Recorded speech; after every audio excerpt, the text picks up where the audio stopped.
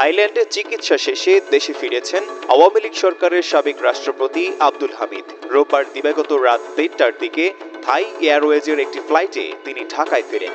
আব্দুল হামিদকে বহন করা ফ্লাইটটি অবতরণের পর আনুষ্ঠানিকতা শেষে রাত 2:45টার দিকে তিনি হযরত শাহজালাল আন্তর্জাতিক বিমানবন্দর ত্যাগ করেন। বিষয়টি গণমাধ্যমকে নিশ্চিত করেছেন শাহজালাল আন্তর্জাতিক বিমানবন্দরের নির্বাহী পরিচালক গ্রুপ ক্যাপ্টেন রাগিব জামাত।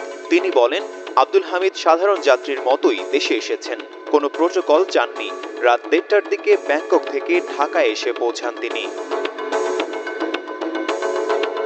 রাগিব জামাত বলেন, ফ্লাইট থেকে হুইল চেয়ারে করে আব্দুল হামিদকে নামিয়ে আনা হয়।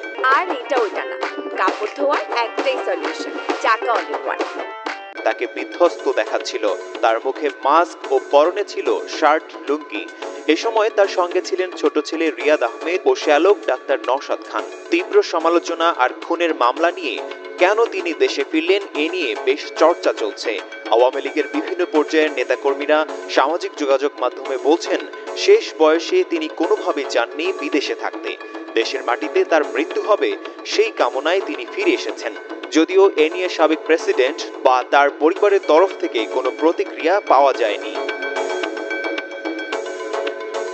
এর আগে গত 8 মে রাত 3টার দিকে থাই এয়ারওয়েজের একটি ফ্লাইটে ব্যাংককের উদ্দেশ্যে ঢাকা ছাড়েন আব্দুল হামিদ। পরে বিষয়টি গণমাধ্যমে প্রকাশ পেলে দেশের রাজনৈতিক অঙ্গনে এ নিয়ে আলোচনা শুরু হয়।